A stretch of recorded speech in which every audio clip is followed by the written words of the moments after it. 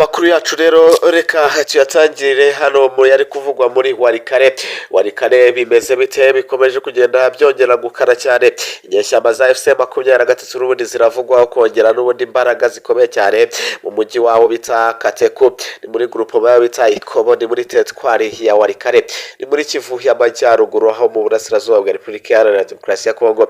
Birakekwa ko yaba n'ubundi iragenda ironda ibitwaro n'abasirikare benshi cyane izengurutsa uduce dukikije umujyi wa Pinga. Abaturage batuye muri ibi bice ubwo bwakomeje kubica cyane. Aya makuru rero dukesha bimwe mu binyamakuru bya hariya muri Congo Actualite.cd avuga ko umusada w'ingabo n'ubundi n'ibikoresho byinshi bivuye aho bita Breusa byatangiye n'ubundi kugera muri ako gace n'ubundi kuva kuri uyu wa kabiri washize kugera kuri uyu wa kane.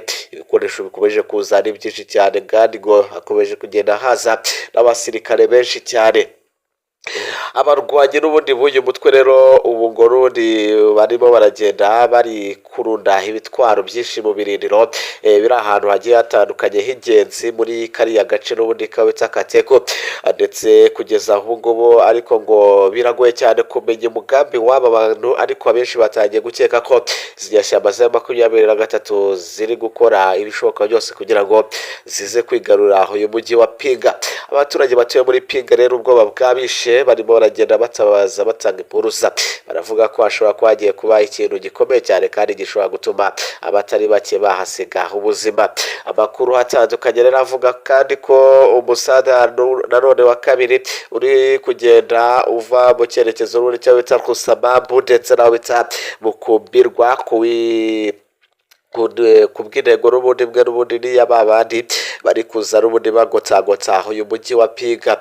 Abayobozi bo mu nzego zibaze n'ubundi bakaba bahamagarira n'ubundi nzego bishinzwe cyangwa se zibishinzwe kugira icyo bakora kugira ngo bahagarike intambara, urugamba rureke gukomeza kwiyongera. Uyu mujyi wa Pinga utisanga uri mu maraso cyangwa se uri kumena amaraso, umuriro watokomeye twiko byagiye bigerekera n'imijyi.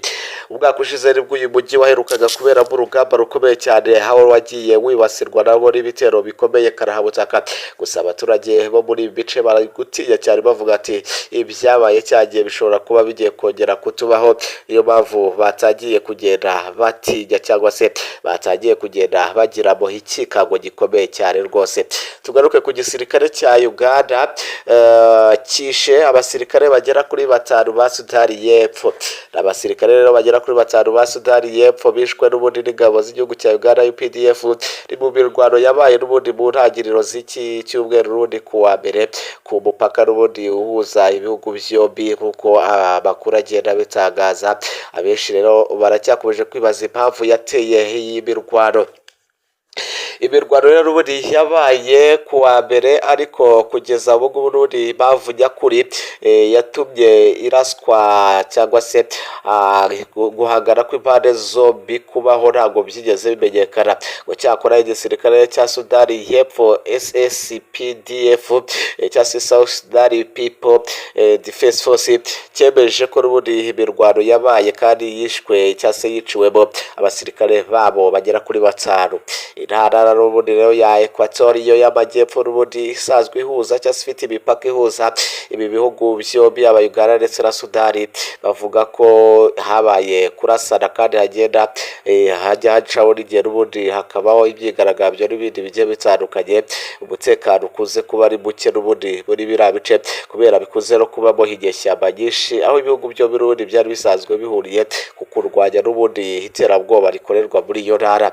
Igisirikare cya Uganda UPDF cyangwa se Uganda People Defense Force cyo rikiragira n'ubundi cyo kivuga kuri rura ruhare cyagize muri ririya icwa ry'abantu bagera kuri 5, ndetse nta n'impamvu n'imwe za guverinoma cyangwa se z'ibihugu byombi ziragira icyo zibitangazaho ku cyaba cyarateye n'ubundi guhangana ku mpande zombi, yaba kuri diplomasi politiki ndetse na gisirikare. Nta n'umwe uragira icyo bitangazaho ku ruhande rwa Kampala ndetse na Juba, bose nta n'umwe ushaka kubivugaho. Uganda rero imaze igihe n'ubundi ifite uruhare mu bijyanye n'umutekano wa Sudani y'Epfo, aho isanzwe n'ubundi ishyigikira n'ubundi ubutegetsi bwa Perezida Salva Kiir binyuze mu gutanga ubufasha bwa gisirikare ndetse no koherezayo ingabo zayo zidasa bidasanzwe.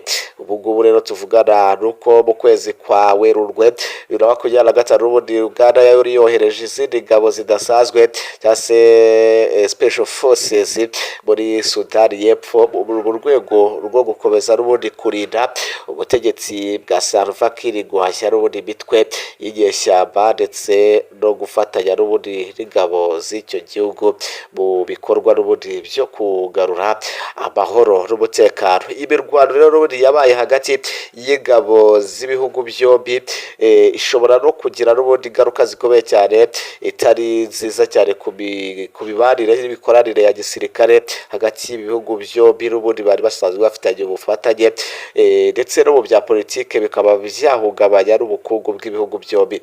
Abasesenguzi mu by'umutekano n'ubundi wo muri aka karere bavuga ko amakimbirane nk'aya ngaya n'ubundi hagati y'ibihugu bifitanye n'ubundi ubufatanye mu bya gisirikare akenshi aba afite igisobanuro kinini cyane cyihishe inyuma. Ntabwo hapfa kubaho amakimbirane nk'aya ngaya, ngo haba mu bya politike, imikoranire ndetse itavugwaho rumwe, cyangwa se mu gushaka n'ubundi kugaragaza ububasha igihugu kimwe gishaka kugaragaza ko aricyo gikaze cyangwa se aricyo kiyoboye ikindi.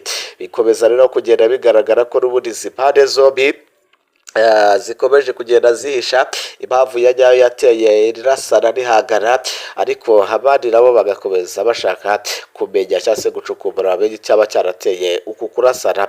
Abasirikare 5 ba Sudani y'Epfo bakahasiga ubuzima. Mu rugebere rero ingingo tuyiveho cyangwa se ibingibi tubiveho, tugaruke n'ubundi ku mirwano n'ubundi yabereye mu karere ko muri Sud Kivu cyangwa se muri teritwari ya Sud Kivu yitwa Kabare. Nayo ni imirwano yaraye ibaye aho yasize abatari bake nabo bongeye kuhasiga amagara, ndetse abaturage benshi bo muri ibi bice bakagenda bayabagira ingata. Abaturage bakomeje kugenda rero bamagana ibintambara, ni mu gihe uyu munsi ari wo wa nyuma bihaye kuri ya masezerano n'ubundi yabereye Doha muri Qatar, ariko bagomba guhagarika imirwano. Ariko tukaba tukiri kubona n'ubundi amadeployment cyangwa se ingabo nyinshi zikomeje koherezwa muri ibi bice.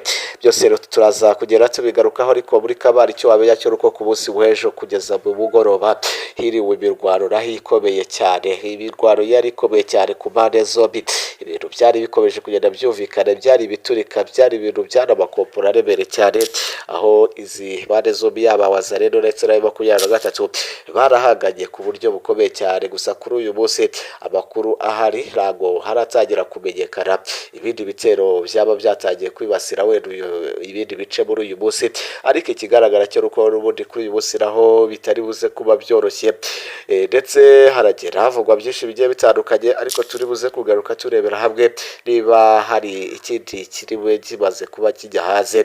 Turaza kugaruka tubabwira. Bashimire mukande subscribe, like, share ndetse na comment. Ciao ciao.